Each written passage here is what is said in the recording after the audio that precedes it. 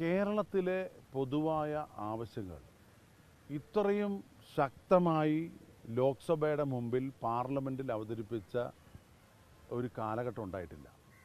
കേരളത്തിലെ 18 UDF എംപിമാരും കേന്ദ്ര government മുമ്പാകെ സമർപ്പിച്ചിട്ടുള്ള നിവേദനങ്ങൾ, ചോദ്യങ്ങൾ, അതിന് കിട്ടിയ മറുപടികൾ, ഡിബേറ്റുകൾ എല്ലാം പരിശോധിക്കാൻ ഞങ്ങൾ തയ്യാറാണ്. ഇടതുപക്ഷം തയ്യാറുണ്ടോ? മുഖ്യമന്ത്രി തയ്യാറുണ്ടോ? 18 എംപിമാരുടെയും ലോക്സഭയിലെ പ്രകടനം വെബ്സൈറ്റിൽ ലഭ്യമാണ്. പഴയതുപോലെയല്ല. എല്ലാം സംസാരിക്കുന്ന തെളിവുകളുണ്ട്, എല്ലാറ്റിനും രേഖകളുണ്ട്. കേരളത്തിന് വേണ്ടിയല്ലാതെ കേരളത്തിലെ UDF എംപിമാർ പഞ്ചാബിന് വേണ്ടിയോ UPക്ക് വേണ്ടിയോ ബീഹാറിന് വേണ്ടിയാണോ പറഞ്ഞത്? ഞങ്ങൾ പറഞ്ഞിട്ടുള്ള മുഴുവൻ കാര്യങ്ങളും കേരള സംസ്ഥാനത്തിൻ്റെ വികസനത്തിന് വേണ്ടിയാണ്. നാഷണൽ ഹൈവേ, റെയിൽവേ, NHM, ദേശീയ ആരോഗ്യ മിഷൻ ഉൾപ്പെടെയുള്ള കേന്ദ്ര പദ്ധതികൾ ആവശ്യപ്പെട്ടുകൊണ്ടാണ് പ്രധാനമായിട്ടും ഞങ്ങൾ മന്ത്രിമാരെ കണ്ടിട്ടുള്ളത്, ലോക്സഭയിൽ കാര്യങ്ങൾ ചോദിച്ചിട്ടുള്ളത്, ഡിബേറ്റിൽ പങ്കെടുത്തിട്ടുള്ളത്. എല്ലാ ബഡ്ജറ്റിലും കേരളത്തിലെ എംപിമാർ വാശിയോടുകൂടി പങ്കെടുത്ത ഒരു കാലഘട്ടമാണ് കഴിഞ്ഞ 4 വർഷം. എല്ലാ ബഡ്ജറ്റിലും ബഡ്ജറ്റ് വിഹിതം വെട്ടിക്കുറയ്ക്കുന്നതിനെതിരായിട്ട്, തൊഴിലുറപ്പ് പദ്ധതിയിലെ ഫണ്ട് കുറയ്ക്കുന്നതിനെതിരായിട്ട്, അങ്ങനെ EPF പെൻഷൻകാർ, അങ്ങനെ പാവപ്പെട്ട അങ്കണവാടി വർക്കർമാർ, ആശാ വർക്കർമാർ, സമൂഹത്തിലെ വിവിധ തുറകളിലുള്ള കേരളത്തിലെ പാവപ്പെട്ടവർക്ക് വേണ്ടി ശബ്ദിച്ച ഒരു കാലഘട്ടമായിരുന്നു കഴിഞ്ഞ 4-4.5 വർഷക്കാലം. കേരളത്തിലെ ഗവൺമെൻറ് മീറ്റിംഗ് വിളിച്ചു കൂട്ടി എംപിമാരോട് ചോദിക്കുന്നു. ഞങ്ങൾ പറഞ്ഞ ഒരു അഭിപ്രായമില്ല. ഒരു ഉദാഹരണം, പാലക്കാട് ജില്ലയിൽ കാർഷിക പാക്കേജ് നടപ്പിലാക്കണം. കേന്ദ്ര ഗവൺമെൻറ്റിനോട് ഞാൻ ആവശ്യപ്പെട്ടിട്ടുണ്ട്, മന്ത്രിയോട് ആവശ്യപ്പെട്ടിട്ടുണ്ട്, ലോക്സഭയിൽ ആവശ്യപ്പെട്ടു. അതിനൊക്കെ മറുപടി കിട്ടി. പക്ഷേ സംസ്ഥാന ഗവൺമെൻറ് സംസ്ഥാനം ഉന്നയിക്കുന്ന അജണ്ടയിൽ അത് ഉൾപ്പെടുത്താൻ പോലും തയ്യാറായില്ല. UPA സർക്കാരുള്ള കാലത്താണ് പാലക്കാട് കോച്ച് ഫാക്ടറിക്ക് തറക്കല്ലിട്ടത്. നിങ്ങൾക്കറിയാം, ഉമ്മൻചാണ്ടി മുഖ്യമന്ത്രി ആയിരിക്കുമ്പോൾ 250 ഏക്കർ സ്ഥലം ഏറ്റെടുത്ത് റെയിൽവേ കൈമാറിയത്. വർഷം 8 കഴിഞ്ഞു. ഞാൻ പല യോഗത്തിലും മുഖ്യമന്ത്രിയോട് നേരിട്ട് ആവശ്യപ്പെട്ടു, പാലക്കാട് കോച്ച് ഫാക്ടറി കേരളം ആവശ്യപ്പെടണം, ശക്തമായി അജണ്ടയിൽ വെക്കണം. ഇന്നുവരെ അജണ്ടയിൽ ഉൾപ്പെടുത്തുക പോലും ചെയ്തിട്ടില്ല. അപ്പോൾ കേരളത്തിനോട്, പാലക്കാടിനോട് എന്ത് ആത്മാർത്ഥതയാണുള്ളത്? അപ്പോൾ ഈ ഓൺലൈൻ മീറ്റിംഗ് വിളിച്ചാൽ 10-29 എംപിമാർക്ക് 2 മിനിറ്റ് പോലും സമയം കിട്ടില്ല. 1 മണിക്കൂർ കഴിഞ്ഞാൽ മുഖ്യമന്ത്രി ആ ശരി പറഞ്ഞ് എഴുന്നേറ്റ് പോവുകയാണ്. അപ്പോൾ അതൊരു ചർച്ചയ്ക്ക് തയ്യാറല്ല. എന്നിട്ട് ഞങ്ങൾ ഉന്നയിച്ച കാര്യങ്ങൾ ഒക്കെ മറച്ചു പിടിച്ചുകൊണ്ട് രാഷ്ട്രീയമായി ഞങ്ങളെ തേജോവധം ചെയ്യുകയായിരുന്നു ഇത്രയും നാൾ.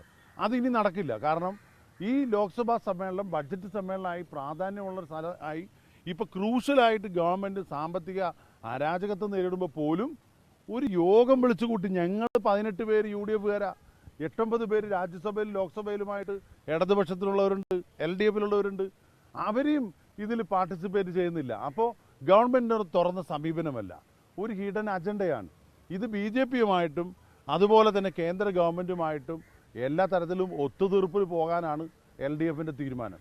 ഞങ്ങൾ ഞങ്ങളുടെ സ്റ്റേറ്റിന് വേണ്ടി, ഞങ്ങളുടെ പാർലമെൻറ്റ് മണ്ഡലത്തിന് വേണ്ടി അതിശക്തമായി എല്ലാ കാര്യങ്ങളിലും ഇടപെട്ടിട്ടുണ്ട്.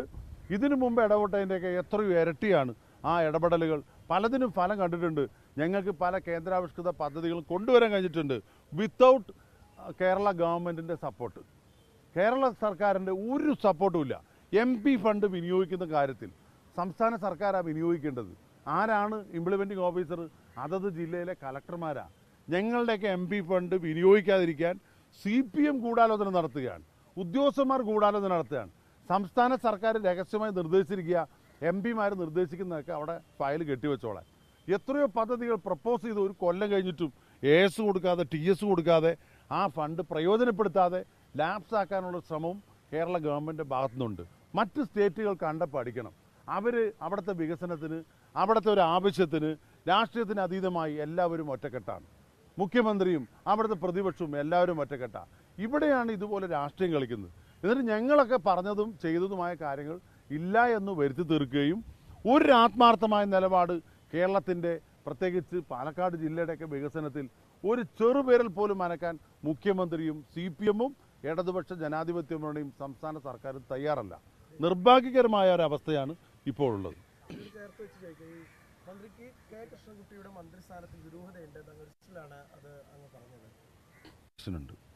ഒരു പെരുമാറ്റ ചട്ടമുണ്ട്. ഈ അംഗങ്ങൾ MLA ആയാലും ജനപ്രതിനിധിയായി തിരഞ്ഞെടുക്കപ്പെട്ടാൽ അതിന് ചില നിയമങ്ങളും മാനദണ്ഡങ്ങളുണ്ട്. യഥാർത്ഥത്തിൽ പറഞ്ഞാൽ കൃഷ്ണൻകുട്ടിക്കെതിരായിട്ട് കൂറുമാറ്റ നിരോധന നിയമം നടപ്പിലാക്കേണ്ട സമയം അതിക്രമിച്ചു.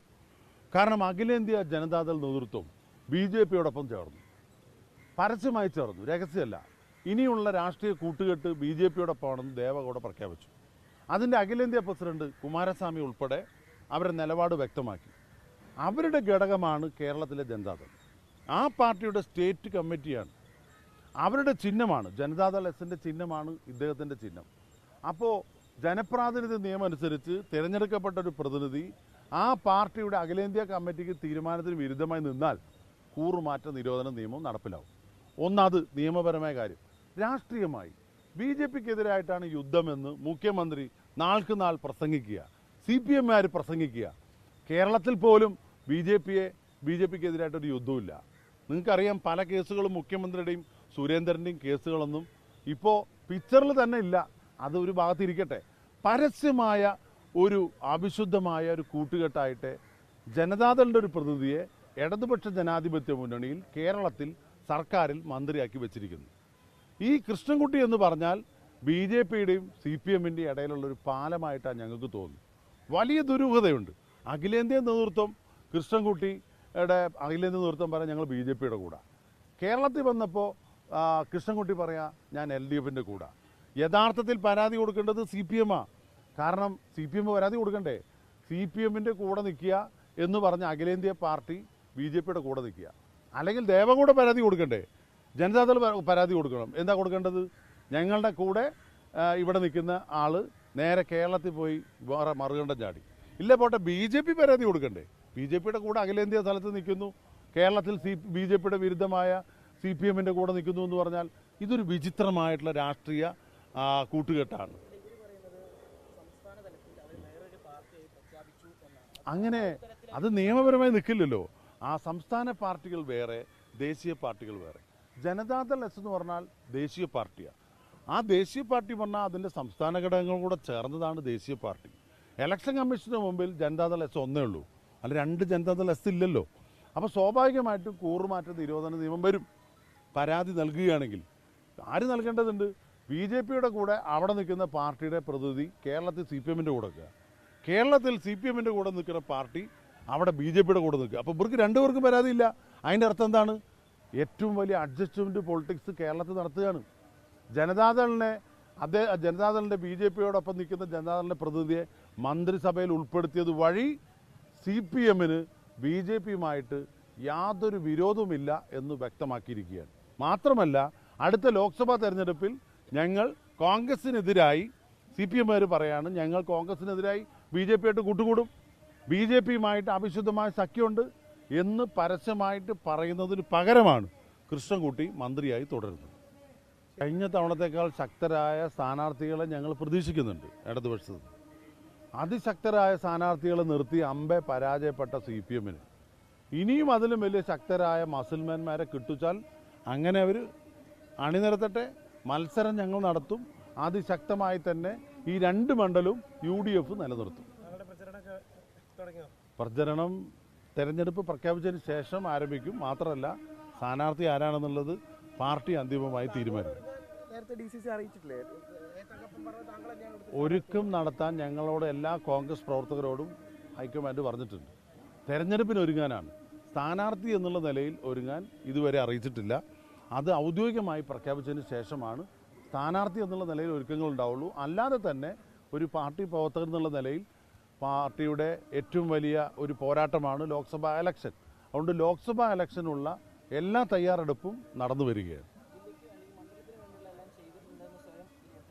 100%. കാരണം മുൻകാലങ്ങളിൽ 25 വർഷം പാലക്കാടിനെ പ്രതികരിച്ച ജനപ്രതിനിധികളെക്കാൾ 100% അധികം ഈ നാടിനു വേണ്ടി, ഈ ലോക്സഭാ മണ്ഡലത്തിന് വേണ്ടി പ്രവർത്തിക്കാൻ കഴിഞ്ഞിട്ടുണ്ട്. ഒരുപാട് പദ്ധതികൾ കൊണ്ടുവരാൻ കഴിഞ്ഞിട്ടുണ്ട്.